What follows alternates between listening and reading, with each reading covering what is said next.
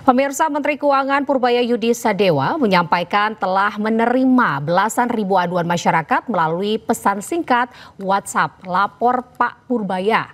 Laporan tersebut ini sebagian besar aduan terkait perilaku pegawai Bea Cukai di lapangan yang dinilai tidak mencerminkan integritas aparatur negara. Dari struktural tapi 1B udah pengalaman cukup banyak, itu akan melis, mereka kan tahu. Ini kan kayak gini kan pasti orang-orang Bea Cukai tahu siapa sih cukong-cukongnya. Dan saya suruh list di setiap daerah siapa cukong-cukongnya.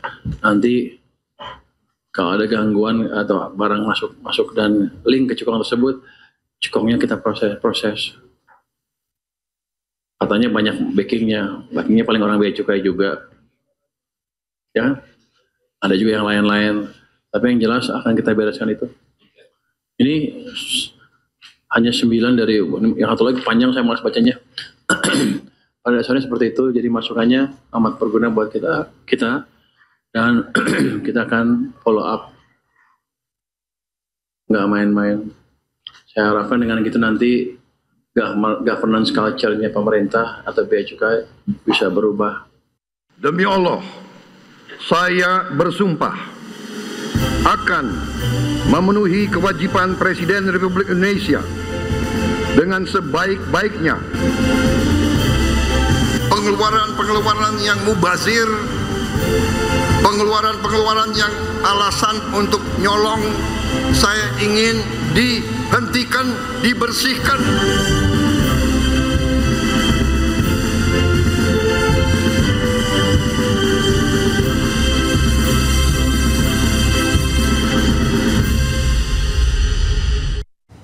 Pemirsa, pemerintah kembali memberikan bantuan tambahan ekonomi melalui bantuan langsung tunai dan program magang nasional.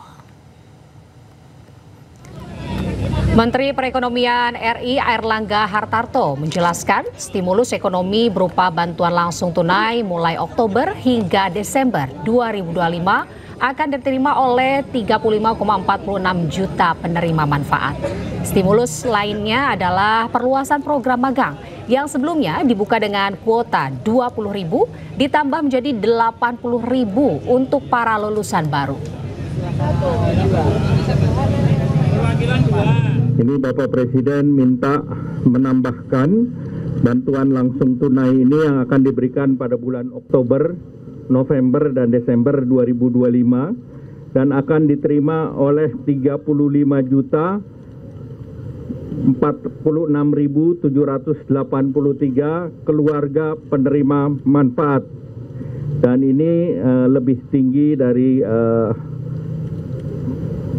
BLT sebelumnya, dan ini bisa menjangkau kurang lebih 140 juta orang kalau kita berasumsi 1 KPM itu adalah ayah, ibu, dan 2 orang anak.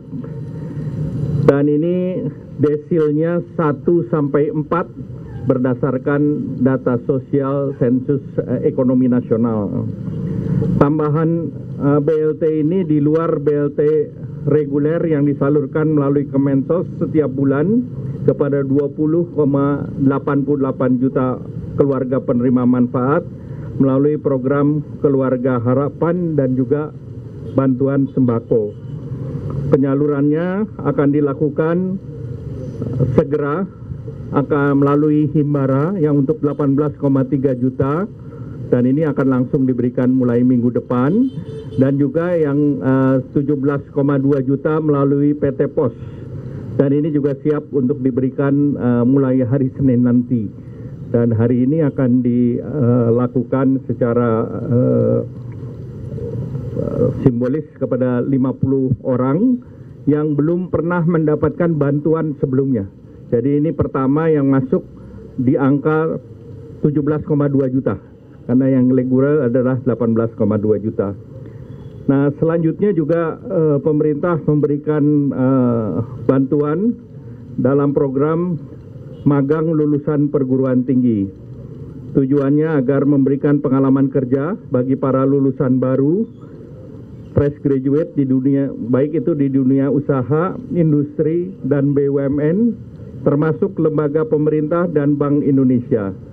Program ini untuk mendorong penciptaan lapangan kerja produktif di berbagai sektor. Peserta magang ini gelombang pertama sebanyak 20.000 orang dan ini sudah dibuka dan mulai bekerja tanggal 20 Oktober ini.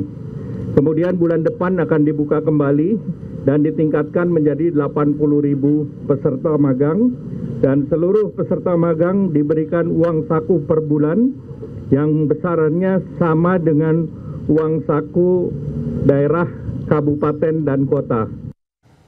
Pemirsa, hari ini Presiden Prabowo Subianto merayakan ulang tahun yang ke-74. Ucapan selamat, doa, dan harapan disampaikan kepada orang nomor 1 di Indonesia ini.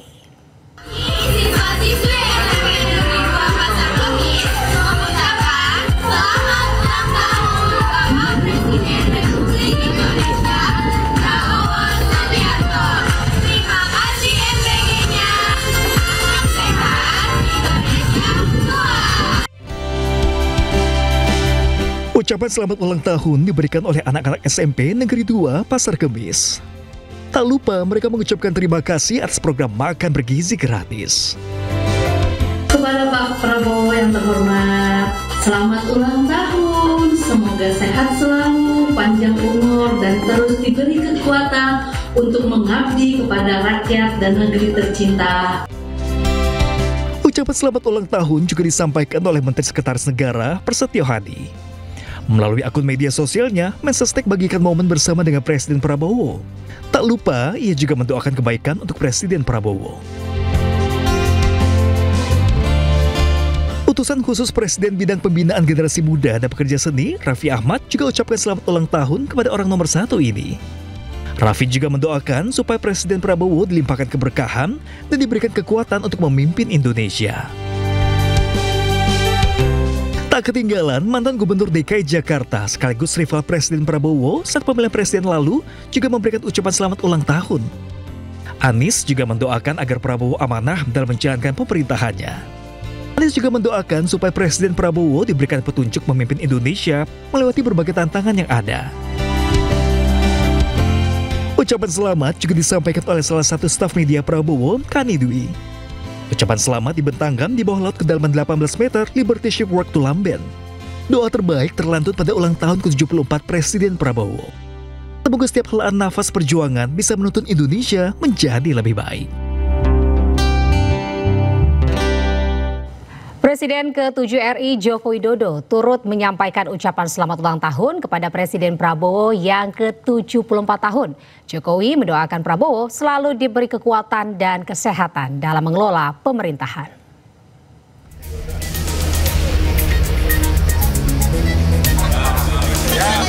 Presiden ke-7 Republik Indonesia Joko Widodo mengucapkan selamat ulang tahun kepada Presiden Prabowo yang ke-74.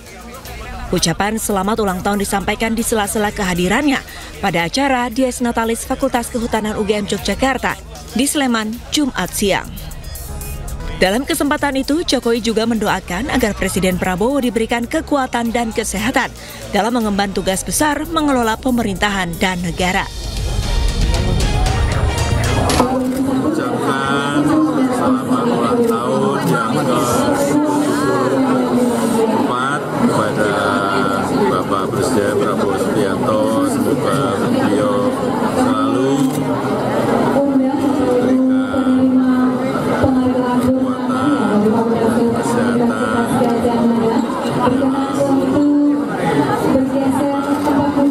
tugas besar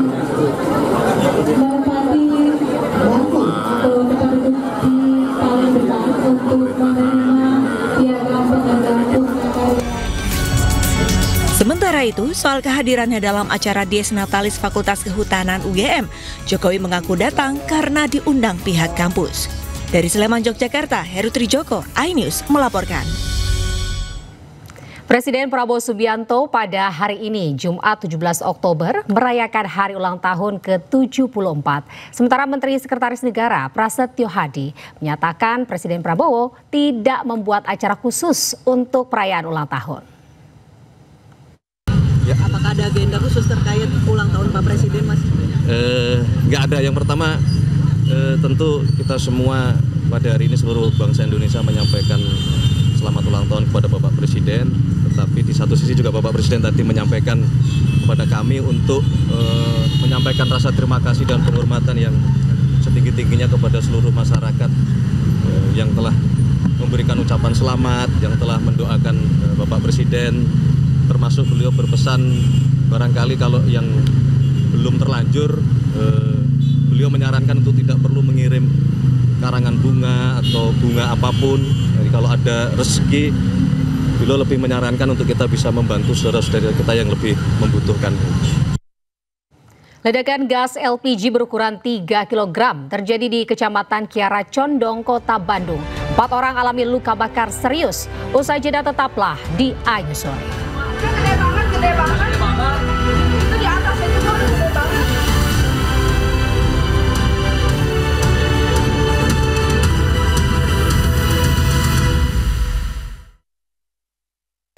Kembali di Ayu Sore pemirsa, Ketua Dewan Ekonomi Nasional Luhut Panjaitan menyebut akan ada keputusan Presiden soal pembayaran utang kereta cepat Jakarta-Bandung. Kepres tersebut ini akan terbit dalam waktu dekat.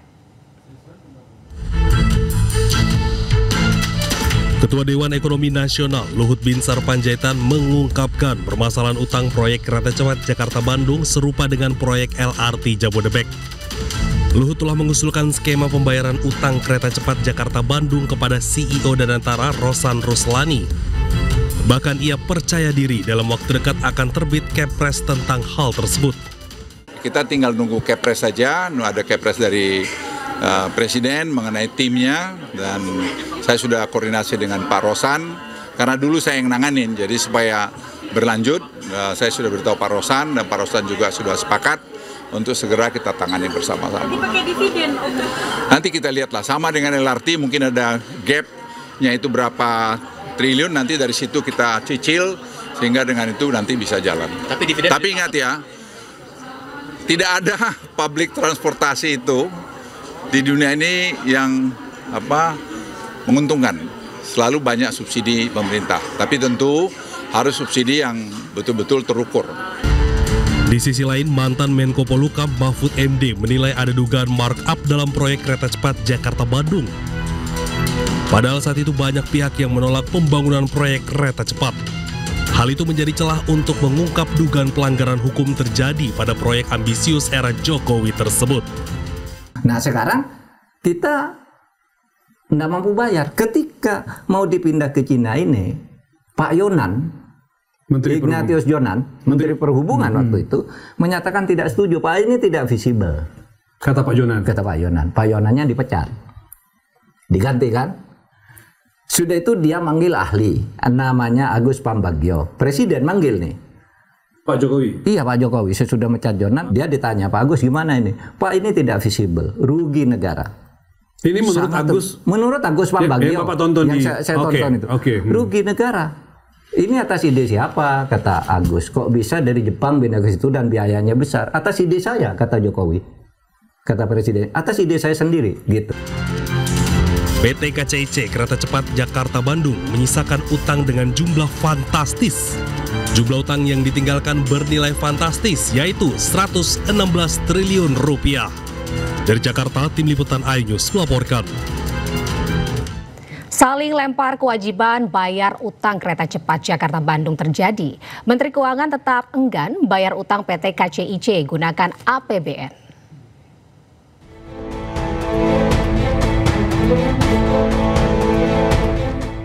Pasca beroperasi, proyek kereta cepat Jakarta-Bandung menyisakan utang dengan nilai fantastis mencapai 116 triliun rupiah.